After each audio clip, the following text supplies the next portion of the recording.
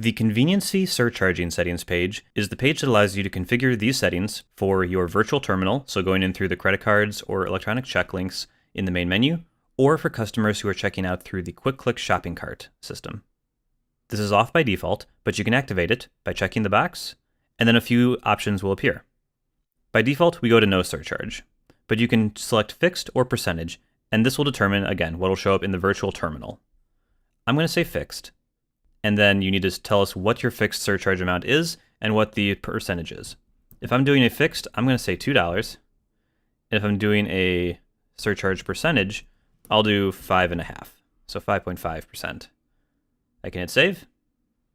There we go, the options have been saved. And now, if I go to the sale page, I see right here in the top section, I have all the card information like normal, and then the amount field, but I also have a surcharge field with my $2 pre-filled because I'm using the fixed amount, and a total. So if I enter my card information, and then an amount, I'll do $10, you can see the surcharge of $2 is applied and the total charged to this customer will be $12.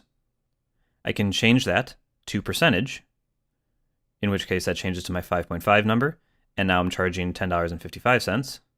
And I can even change this entirely. So if I want to charge a percentage, but I want to do 2.5% for this transaction, I can update that now and it'll show right here. You can always go back to that settings page,